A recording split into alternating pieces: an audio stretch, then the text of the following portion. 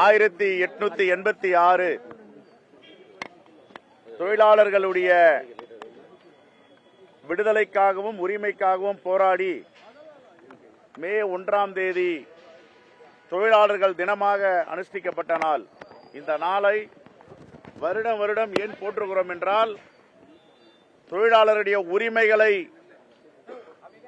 பாதுகாக்க வேண்டும், அவர்கள் உரிமையை மீண்டும் மீண்டும் பெற்றுத்தர வேண்டும், எந்த விதத்திலும் எந்த அரசும் சமாதானமாகிவிடக்கூடாது என்ற அடிப்படையில் மே 1 எப்படி ஏற்பட்டது, எவ்வளவு போராட்டங்கள் மத்தியில் இந்த உரிமைகளை நாம் பெற்றோம், இதையெல்லாம் நாம் நினைவு கூறும் விதமாக, இதை கடைபிடிக்கும் விதமாக மே 1 நாம் இன்று கொண்டாடி கொண்டிருக்கிறோம். இது ஒரு திருவிழா, ஒரு மகிழ்ச்சியான நாள், தொழிலாளர்களுக்கு விடுதலை பெற்றுக் கொடுத்த நாள், உரிமைகளை அளித்த நாள்.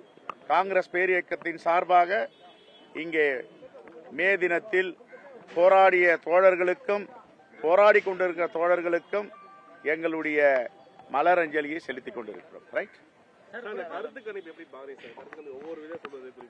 கருத்து கணிப்பு இல்ல, கருத்து திணிப்பு. இது எப்படி கருத்து கணிப்பு? 200 தொகுதிக்கு மேல வெற்றி பெறுவோம் அப்புறம் டே 1 சொல்றோம். அதுல இருந்து மாற்று கருத்தே கிடையாது.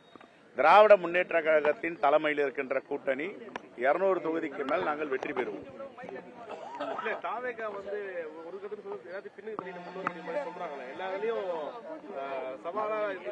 மக்கள் யாரும் சொல்லல, நீங்க சொல்றீங்க. கருத்து திணிப்பு நடத்துறவங்க சொல்றாங்க. அதனால இன்னும் 2 தினங்கள் தான் இருக்கு, சனிக்கிழமை ஞாயிற்றுக்கிழமை. திங்கட்கிழமை இன்னாரும் ஓரளவுக்கு மக்கள் முடிவை தீர்ப்பு வாசிக்க ஆரம்பிப்பார்கள். தீர்ப்பு எழுதி விட்டார்கள். திராவிட முன்னேற்ற கழகத்தின் தலைமையில் இருக்கின்ற கூட்டணி 200 தொகுதிகளுக்கு மேல் வெற்றி பெறும் தீர்ப்பு எழுதியாச்சு. இந்த தீர்ப்பை படிக்கின்ற நாள் தான் மே 4. ஆகவே தீர்ப்பை இன்னொரும் 35% படித்திருப்பார்கள். இந்த நேரத்தில் மீண்டும் முதலமைச்சராக அண்ணன் மு.க. ஸ்டாலின் அவர்கள் அமர்வார், தொடர்வார். எங்களுடைய கூட்டணி மகத்தான வெற்றி பெறும். நாங்க இனிமே வரும் காலங்களில் ஆளுங்கட்சியா இருப்போம், எதிர்கட்சியாக தான் இருப்போம் அப்படின்னு சொல்றாரு. மீண்டும் அந்த குரல் எழுப்பப்படுகிறதா? ஆட்சியில் பங்கு தொடர்பான குரல் முடிவு வரட்டும். சார், மோடி உத்தரப்பிரதேசத்தில் பேசும் பொழுது தமிழகத்தின் மூலமா திராவிட முன்னேற்ற கழகம் உத்தரப்பிரதேசத்துக்கான நாடாளுமன்ற உறுப்பினர் எண்ணிக்கை குறைக்க பாக்குது அப்படின்னு சொல்லியிருக்காரு. அதுக்கு எதிர்ப்பு ஒரு நாக்குள்ளவர் பேசினா அதுக்கு பதில் சொல்லலாம். பல நாக்குள்ளவர் இங்க வந்தா தமிழர் நாகரிகம், தமிழர் பாரம்பரியம், தமிழர் பண்பாடு, தமிழர் கலாச்சாரம், தமிழர் இலக்கியன்வாரு. அங்க போனா தமிழர்களை திட்டுவாரு. பீகார் எலெக்ஷன்ல தமிழர்களை திட்டுவாரு. ஒரிசா போனார்னா தமிழர்கள் திருடர்கள். இங்க ஒரிசாவுடைய கஜானா சாவி ஒரு IAS ஆபீசர் பாண்டியன்றவர்கிட்ட இருக்கு. அப்ப அப்படி பேசுவார். மாத்தி மாத்தி பேசுறவர் தான் நம்முடைய பிரதமர் அவர்கள். அதை பொருட்படுத்த தேவையில்லை.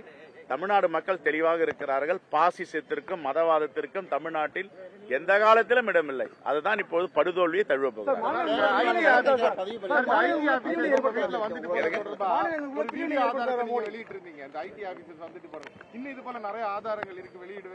கொஞ்சம் வெயிட் பண்ணுங்கம்மா, வெளியிடுறேன். அதை காங்கிரஸ் நாடாளுமன்ற உறுப்பினர்கள், எங்களுடைய சட்டத்துறை அதை அணுகி கொண்டிருக்கிறது. அதை நாம் சட்டப்படி நடவடிக்கை எடுப்போம். எங்க நிலைப்பாடு, எங்க சட்டத்துறையோட நிலைப்பாடு தான் என்னுடைய நிலைப்பாடு. சட்டத்துக்கு அப்பாற்பட்டு நடந்திருக்கிறா, சட்டத்திற்கு அப்பாற்பட்டு நடந்திருக்கா, சட்டத்துக்கு உட்பட்டு நடந்திருக்கா, நடவடிக்கையில சட்ட நடவடிக்கையில இறங்கிடும். அந்த ஐடி விவகாரத்துல உங்க வீட்டுக்கு ஐடி வரல அப்படின்னு சொல்லி நீங்க பொய் சொல்லிட்டீங்கன்னு சொல்லி அவங்க உங்க மேல எதையும் எதிர்கொள்ள தயாரா இருக்கும். உங்களையும் எதிர்கொள்ள தயாரா இருக்கும், அவங்களையும் எதிர்கொள்ள தயாரா இருக்கும்.